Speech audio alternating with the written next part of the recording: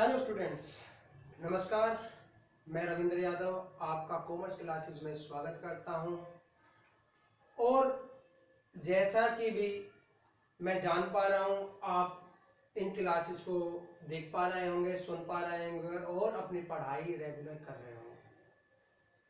और मैं रिक्वेस्ट करूंगा, जो बच्चे इस चैनल पर नए हैं या जो पहले से हैं, वो इस चैनल को ज़्यादा से ज़्यादा इनका लिंक शेयर करें, और जिससे कि इसके सब्सक्राइबर बढ़ें, जिससे ज़्यादा से ज़्यादा बच्चे इसका फ़ायदा उठा पाए अपने घर पर और मेरा मोटिवेशन भी बढ़े, जिससे मैं आप लोगों को ऐसे ही क्लासेस देता रहूं।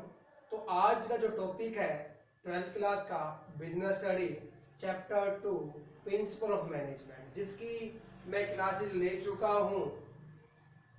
2 क्लासेस हो गई हैं, ये 3rd क्लासेस है। हमने 2nd क्लास के अंदर हम कर रहे थे 14 principle of management 14 principle of management by Henry Fayol. तो हेनरी फ्योल के 14 सिद्धांतों की व्याख्या कर रहे थे हम लोग। लास्ट क्लास में मैंने 7 ऐसे फ्योल के सिद्धांत के बारे में डिस्कस किया, उसको हमने एक्सप्लेन किया था, उसके बारे में जाना था। आज के जो लास्ट 7 और है 14 में, तो आज वो भी आगे बढ़ते हैं, उसी को आगे बढ़ाते हुए उस क्रम को, पहले 7 हो चुके, 7 ये हम फ्यूल के जो सिद्धांत है आज उसके लिए ही क्लास होगी। आज देखते हैं ये जो सिद्धांत है फ्यूल के, वो क्या कहते हैं। वो एक फर्म में मैनेजर को क्या सिखाने की कोशिश कर रहे हैं, वो क्या बताने की कोशिश कर रहे हैं, उनका आश्रय क्या है, उनका एक सही मतलब क्या है, और वो क्या कैसे मदद कर सकते हैं। चलिए आगे बढ़ते हैं आज की क्लास में। तो आज हम बात करते हैं principle of management by Henry Fayol. 8वां यानी 7 हम कर चुके हैं, आज 8th जो सिद्धांत है वो है सेंट्रलाइजेशन एंड डिसेंट्रलाइजेशन। आप देख पा रहे होंगे आपके अपनी स्क्रीन पर। सेंट्रलाइजेशन डिसेंट्रलाइजेशन मतलब है केंद्रीकरण, हिंदी में बात करो तो, एवं विकेंद्रीकरण। केंद्रीकरण और विकेंद्रीकरण, बात समझ में आई है। केंद्रीकरण का मतलब यहां पर क्या है? केंद्रीकरण मतलब है अधिकारों, यानी कि डिसीजन मेकिंग के जो अधिकार है वो एक हेड के पास हो, यानी कि फर्म के जितने भी डिसीजन है, the authority of decision making handed by a single head, handed by a head of the institution, sorry head of the firm, यानी कि केवल एक व्यक्ति के हाथ में सारे पावर होना डिसीजन मेकिंग के उस व्यवसाय के लिए, दैट इज कॉल्ड सेंट्रलाइजेशन। इसको एक एग्जांपल से या इसको एक चित्र से देख सकते हैं। देखिए सेंट्रलाइजेशन की छोटा सा कड़ी देख लेते हैं। ये सीईओ कह लेता हूं मैं, और ये ए एक्टिविटी, बी एक्टिविटी और सी एक्टिविटी, यानी कि ये हेड है ए एक्टिविटी के, बी के और सी के। इनका सबका अधिकार, इन सभी एक्टिविटी का अधिकार, डिसीजन लेने का अधिकार about A B and C activity किसके पास है? सीईओ के पास। या डी के, मैं डी लिख दूं, डी कोई पर्सन है, डी हेड है इस फर्म का, तो दैट इज कॉल्ड सेंट्रलाइजेशन, यानी कि डिसीजन लेने का अधिकार, डिसीजन मेकिंग का अधिकार केवल एक ही व्यक्ति के हाथ में, पूरे फर्म का, पूरे व्यवसाय का, उसे बोलेंगे केंद्रीकरण। और डिसेंट्रलाइजेशन इससे विपरीत, डिसेंट्रलाइजेशन मतलब है कि जो अधिकार है, डिसीजन लेने के अधिकार, पावर्स को बांट देना, अपने अधीनस्थ को, अपनी पावर को उस काम करने के लिए, डिसीजन लेने के लिए उनको एक अधिकारी द्वारा अपनी पावर्स को, वो कौन सी पावर? डिसीजन लेने की पावर्स को, उन अधिकारों को अपने सबऑर्डिनेट में बांट देना, जिससे कि वो शीघ्र निर्णय ले सके। इसको हम ऐसे देख सकते हैं, मैं ऐसे कर सकता हूं इसको, अगर इसको उल्टा करें कि पावर बांट दी मैंने,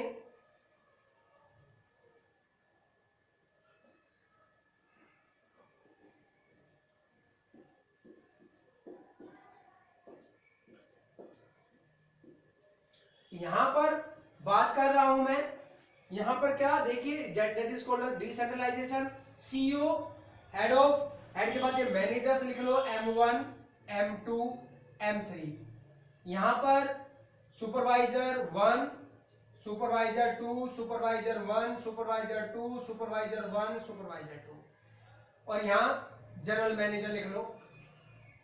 तो ऐसे कर सकते हैं इसको, यहां आप सीईओ लिख लो। That is the example of decentralisation. मतलब सीईओ के अधिकार, जनरल मैनेजर ने अपनी पावर्स को किस में बांट दिया, मैनेजर 1, मैनेजर 2, मैनेजर 3। और मैनेजर 1 ने किस में बांट दिया अपनी पावर को, किसके अंदर, सुपरवाइजर, सुपरवाइजर 2। ऐसे ही मैनेजर 2 ने भी बांट दिए, और मैनेजर 3 ने भी अपनी पावर्स को डिसीजन लेने के अधिकार को बांट दिया, जिससे कि वो निर्णय आसानी से ले सके।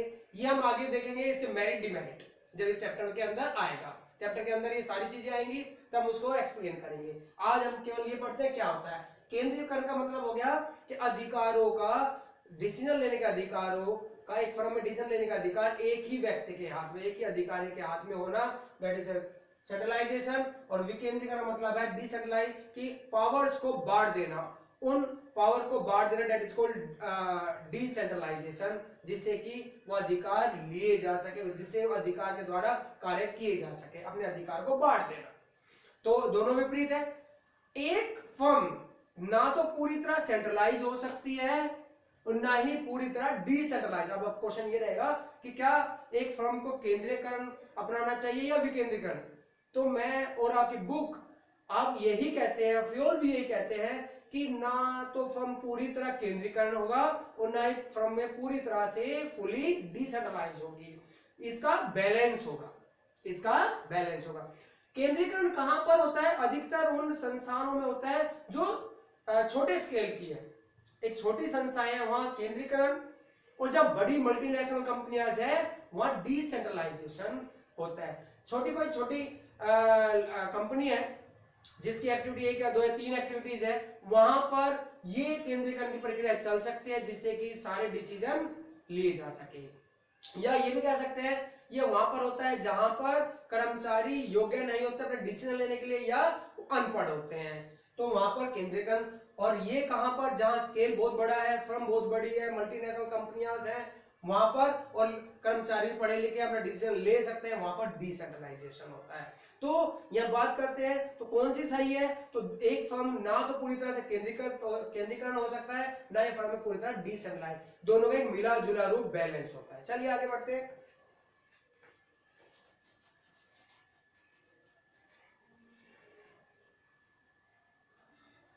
अब आता है स्केलर चेन।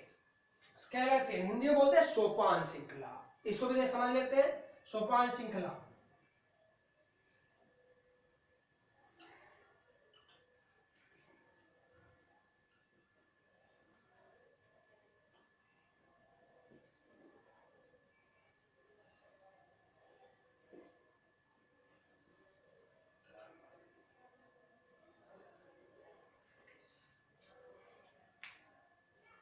सोपान श्रृंखला जैसे कि दिखाई दे रहा है आपको, ये फिगर है इसकी। सोपान श्रृंखला का मतलब है, सोपान श्रृंखला एक औपचारिक रूप से बात करें एक अधिकार रेखा है।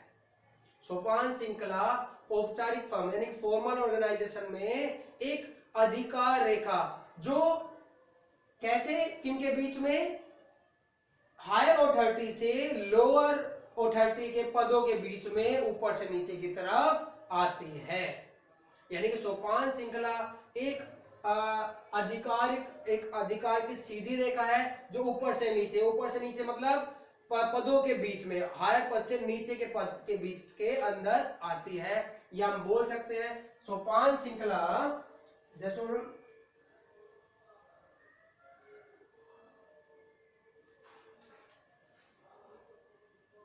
तो हम बात कर रहे थे सोपान श्रृंखला के। सोपान श्रृंखला एक औपचारिक रूप से आदेश की वह रेखा है जो हायर अथॉरिटी से लोअर अपने सबऑर्डिनेट के बीच के अंदर सीधी रेखा में होती है। यानी कि ये एक ऐसी formal line of authority between the higher post to their lower post, या टू देयर सबऑर्डिनेट पोस्ट। यानी कि एक ऐसी रेखा, आधिकारिक सीधी रेखा, अधिकारों की रेखा जो ऊंचे पदों से निम्न पदों के बीच सीधी रेखा में बढ़ती है। मतलब क्या है यहाँ पर, मतलब कहने का मतलब है सोपान श्रृंखला में ये बताता है, फ्योल ये कहना चाहते हैं स्केलर चेन से कि कभी भी किसी भी फॉर्म में किसी भी पद को अनदेखा नहीं किया जा सकता। बेसिक कंसेप्ट ये है इसका कि फ्योल कहते हैं कि किसी भी फॉर्म में किसी भी पद को अनदेखा नहीं करना चाहिए।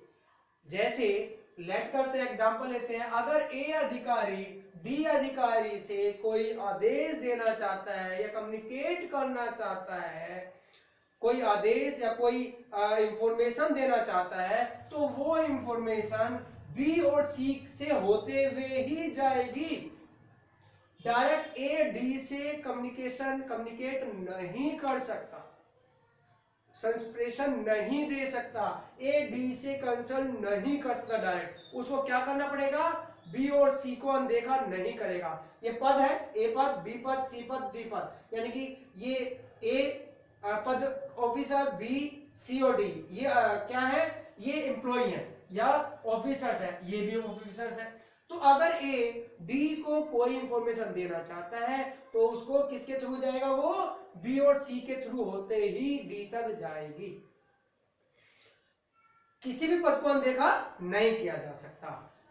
अगर इस ऐसा करता है तो ये इसका स्केलर चेन का वोलेशन होगा। स्केलर चेन का वोलेशन मतलब उस का क्या होगा, उसको उसकी अनदेखी या अवहेलना कहलाएगी। स्केलर चेन जो सिद्धांत है उसकी अवहेलना होगी। अगर कोई ई जी को कोई मैसेज देना चाहता है या एच मैसेज देना चाहता है ई को, तो मैसेज जी एफ के होते हुए ही ई तक जाएगा, यानी कि ये ऊपर से नीचे या नीचे से ऊपर ही चलेगा।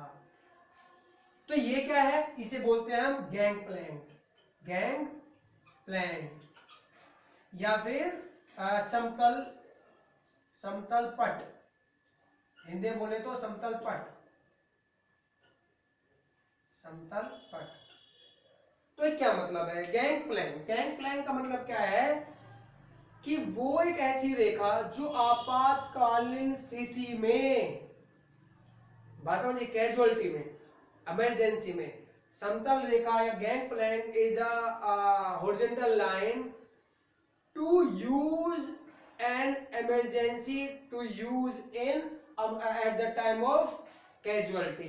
यानी कि वो रेखा, ये जो समतल रेखा वो यूज कहां की जाती है, अगर कोई व्यक्ति, लेट करते हैं डी किससे बात करना चाहता है, जी से, जी से इंफॉर्मेशन देना चाहता है, तो और आपातकालीन स्थिति है, इमरजेंसी है, वो वेट नहीं कर सकता, या स्थिति ऐसी है कि मैसेज कैसे जाएगा, वैसे तो सिंपल क्या बता रहा है इसके, डी एफ से बात करना चाहता है तो वो कैसे जाएगा, डी से सी, सी से बी, बी से ए से जीरो यानी ओ से ई से एफ, एफ से जी, ऐसे जाएगा।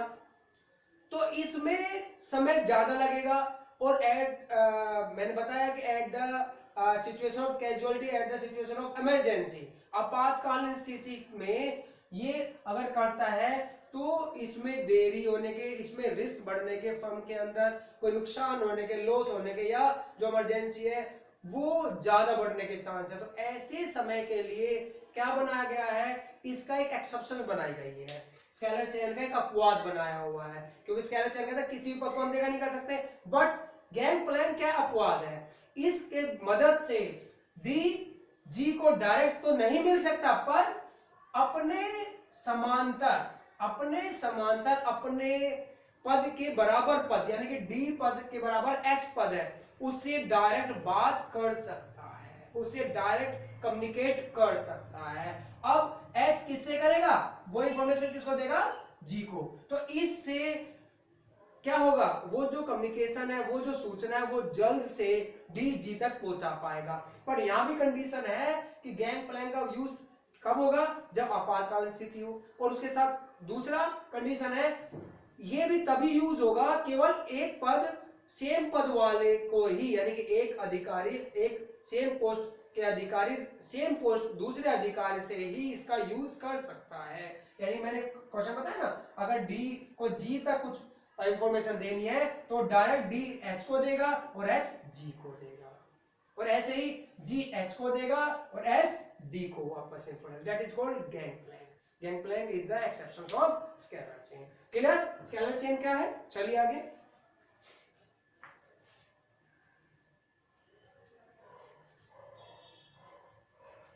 अब आता है ऑर्डर। ऑर्डर यानी आदेश। ऑर्डर क्या है? ऑर्डर मतलब यहां पर बताया जाता है, ऑर्डर का मतलब है फ्यूल कहते हैं सिद्धांत में ऑर्डर यानी आदेश के अकॉर्डिंग कहते हैं कि सभी वस्तुओं का सभी व्यक्तियों को एक निश्चित समय पर निश्चित जगह पर होना जरूरी है। एवरीथिंग एवरी एम्प्लॉय मतलब persons have to be at their particular place at the right time. यानी कि हर वस्तु को या हर एक व्यक्ति को, व्यक्ति इन द सेंस ऑफ कर्मचारी को सही समय पर सही जगह मतलब अपनी जगह पर होना जरूरी है, जिससे कि जो काम है, जो फर्म की जो फंक्शन है, प्रोडक्शन है, जो फर्म का परफॉर्मेंस है, वो उसके अंदर एफिशिएंसी आ सके। मतलब हर वस्तु को अपनी नियत समय पर नियत स्थान पर होना जरूरी है। हर वस्तु के साथ हर व्यक्ति को भी, एक व्यक्ति को सही समय पर सही अपनी जगह पर होना जरूरी है। अगर ऐसा नहीं होता तो फर्म की परफॉर्मेंस के अंदर गिरावट आ जाएगी। तो दैट इज कॉल्ड आदेश। नेक्स्ट इक्विटी, यानी कि इक्विटी मतलब समता। समता इक्विलिटी के अकॉर्डिंग कह सकते हैं।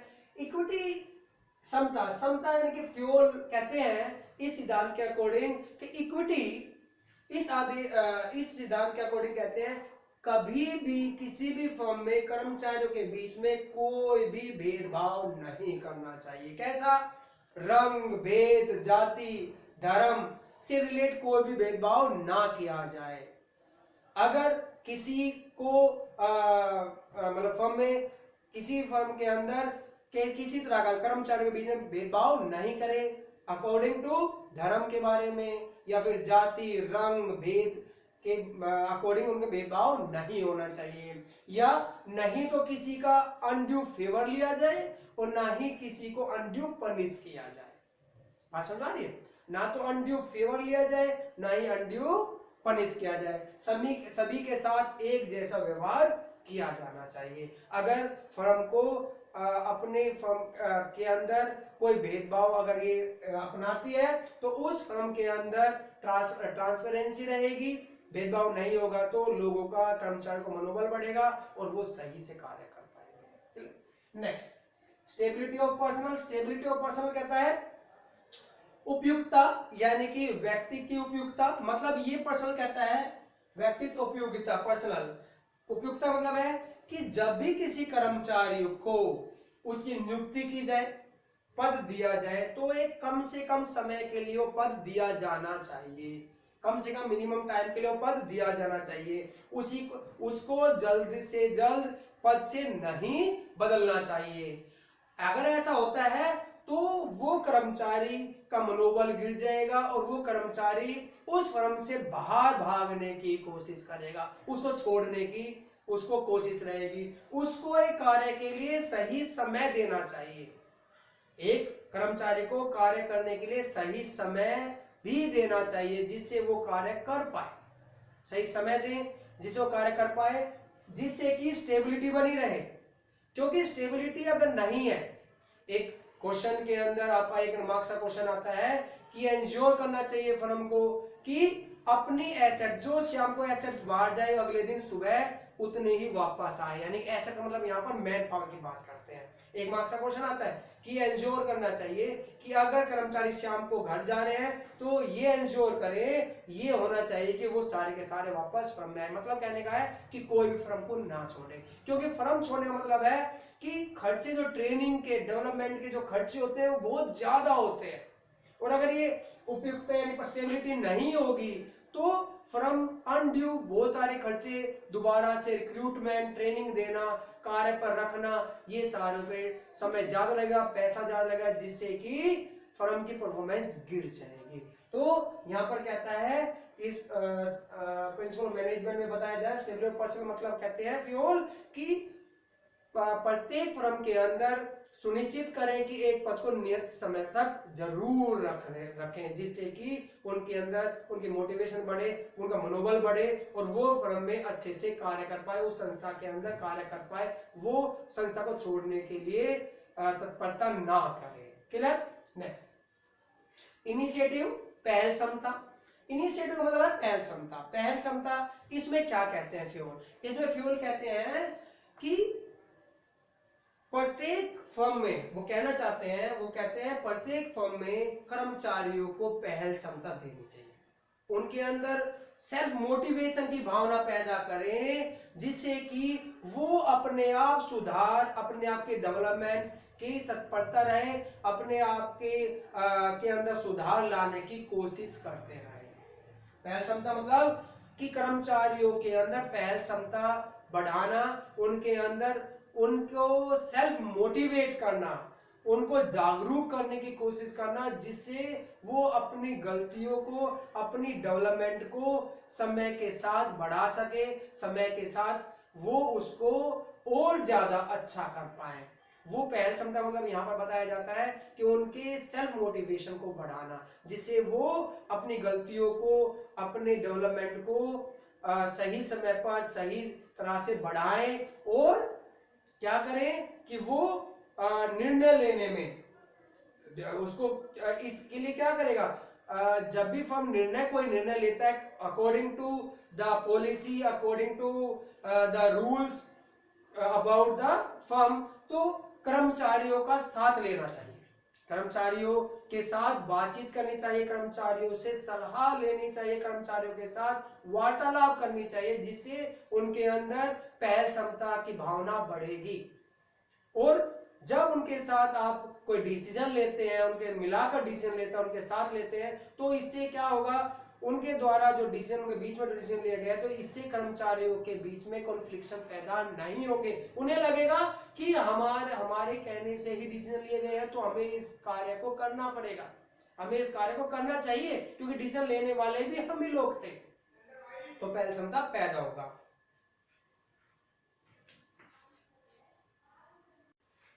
चलिए आगे देखते हैं। लास्ट यानी 14 प्रिंसिपल कहता है स्प्रिट दी कॉर्प्स। स्प्रिट दी कॉर्प्स मतलब संयोग की भावना। स्प्रिट दी कॉर्प फ्यूल कहते हैं इस सिद्धांत में, इसे बोलते हैं हिंदी में संयोग की भावना। देखिए फ्यूल यहां कहना चाहते हैं प्रत्येक फर्म के कर्मचारियों को एक टीम भावना पैदा होनी चाहिए, उनको टीम मानते हुए कार्य करना चाहिए।